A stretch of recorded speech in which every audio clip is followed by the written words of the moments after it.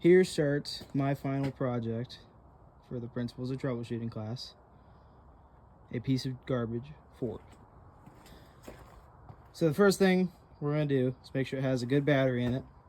It might not look good, but you know, it works.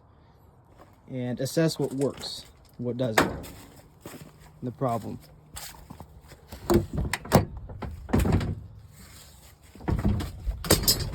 So right off, we can tell we have cabin power, so the light works.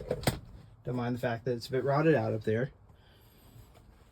So we can see our first issue with turning on the ignition. You can hear a turn signal and see turn signal. Let's go back here. And it works. But the light up here. Let's turn that off. Now the headlights are on.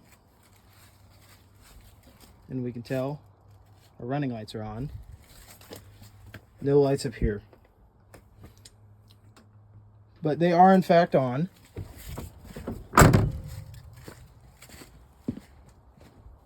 As you can see, this light's not working. Yeah, so there's one of our problems. But the biggest problem is no lights up here, no gauges. Looks like that one might work. We can tell our left turn signal, or excuse me, right turn signal, that light works. So definitely have some work, but our fuel gauge, that does not work. I mean, it very well could be out of fuel, but moving the dual tank switch doesn't do anything. Turn the fan on, off, doesn't do anything. So that is basically what I'm trying to fix. We know it cranks, kinda, you know, enough. No horn, but I honestly don't expect that to work, so it's not one of the problems. Now we are underneath the dashboard, lying down on the disgusting floor. We can see someone else's added wiring. It's always lovely to have. Here is the fuse block. It is a lot smaller than a normal car's. These trucks are way more simple then. What I'm going to do is take this multimeter and test power and continuity on each end.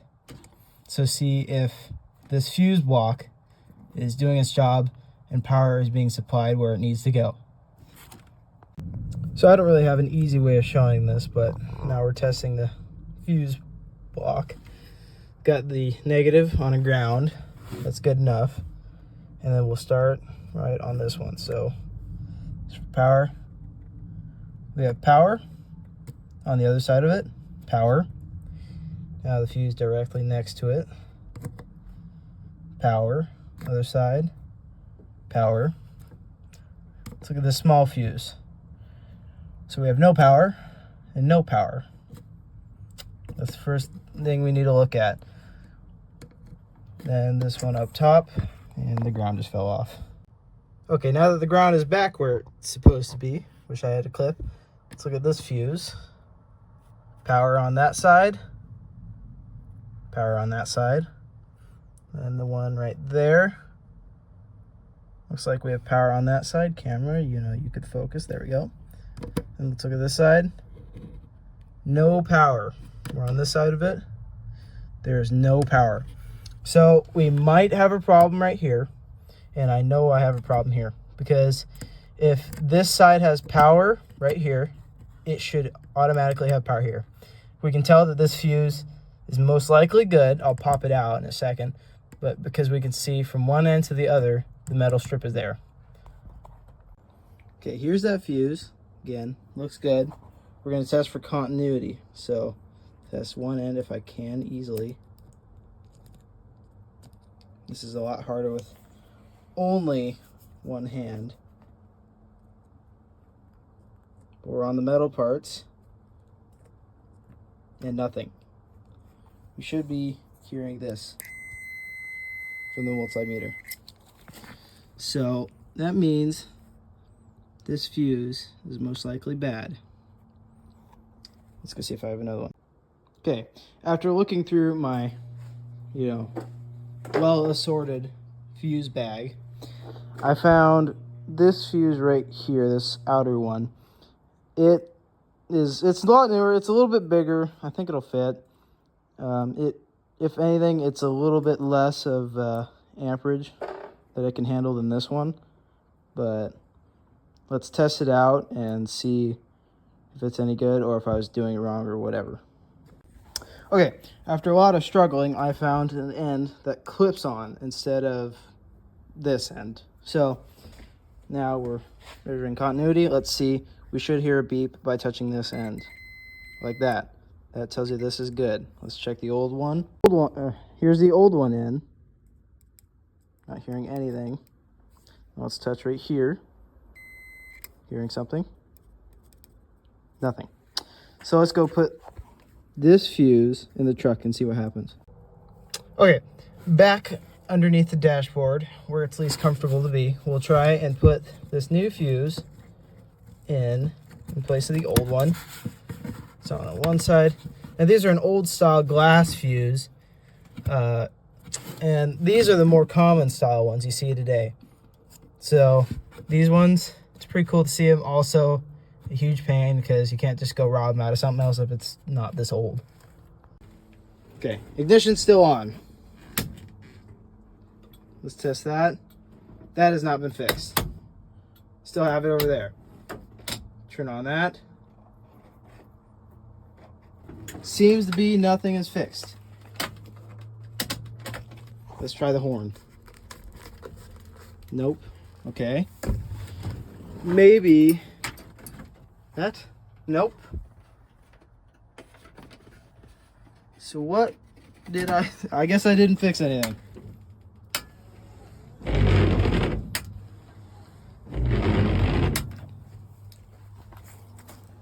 That's weird. Yeah. Well, let's test it. Okay, multimeter is back there. Let's check right here on this side. 10 amps or 10 volts because the battery's dead. This side, 10 volts. So, and looking right there, let's see if that'll focus. What does that say? Of course, it won't focus. It looks like it says heater, maybe. So, I don't know what that's to, but we know that it didn't do anything. So, still no power on this one. That's the next thing I'm gonna check. So we're gonna pop this really cute little one right here out and see. We'll do the same test, and if it's bad, we'll replace it as well. Okay, same test. We're gonna put that in continuity. We'll take our ground right here. If I can do this, open it up. It's really hard to do.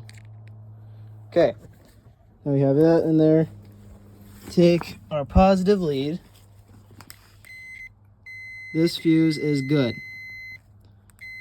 So, we know this is a good fuse. That means we have a problem either down there or that powers something that you can only tell with another switch. So, it could be like, say you're turning on your headlights and it goes to something else. That type of deal. Well, for now, nothing's fixed. It's kind of weird, but we know we found a bad fuse and replaced it. We don't know what that went to. We might figure it out, we might not, who knows. But I'm going to pull that battery off and put it on the charger. So the next time I come out here to work on this thing, it'll be charged and might be able to actually function as a vehicle. Okay, the next thing I'm going to do is pull off this bezel and pull this gauge cluster out. Not fully, unless it's easy. And check for voltage on the lights here and the lights just for each bay. Okay, now with that out of the way, we're going to take off these screws up here, and looks like there's some screws right here. And I don't know if you can see this, but there's, if it'll focus, anyways, there's a mouse nest through here. Wow, this phone's really fighting me. See that right there? I have to get the vacuum now. Okay, here's the gauge cluster, have it unbolted. Now I'm gonna check basically if everything's all right here. So the first thing I see is this is disconnected and it's in the main loom. So I need to find out if it's somewhere here, like it goes to this, or not.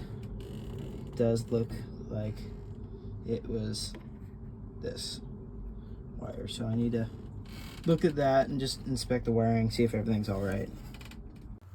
Okay, the gauge cluster's out. Here is one of the bulbs, and I'm measuring for continuity, so I have the ground on one side of it, and I should hear, let's see, this sound. So, nothing. Okay, now I'm gonna switch to this one. I know this one is good. Okay, now I've switched to the good one. There's that one. And let's just test to make sure what I was doing was right. If I can. Okay, so this is a bad bulb. I'm gonna go to the store, get a bunch of them, and see if that fixes my issue. Okay, after the new bulbs, these lights, the lights that light up the gauge cluster, still don't work, but it was just work. There we go. Now we have that turn signal indicator light.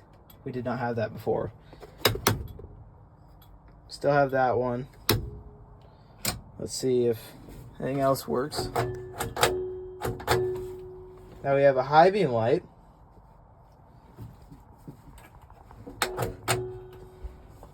And then maybe brake light.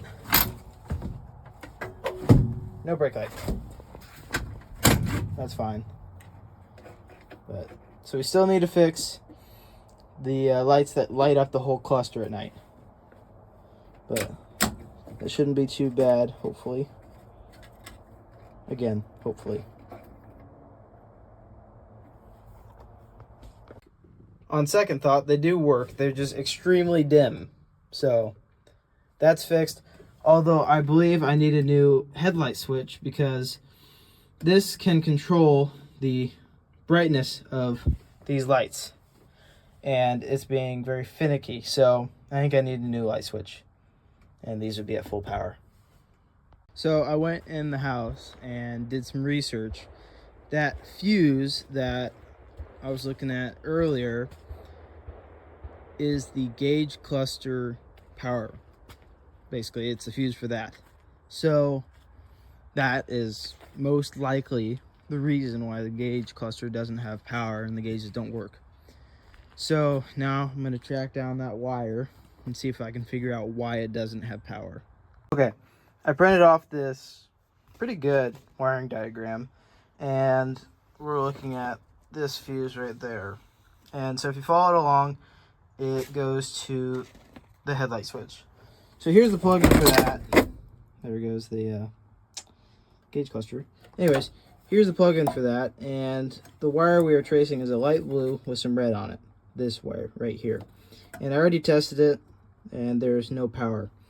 So now I need to track down this and find it. I've narrowed everything down to being this light switch. It is not supplying power to the fuse. So that fuse from earlier, which we saw didn't have any power at all, is supplied power through this switch. So we know this is the problem. And I already know for starters that it just doesn't work as good. It's very finicky. Sometimes the lights will work and sometimes they won't. So this switch is bad.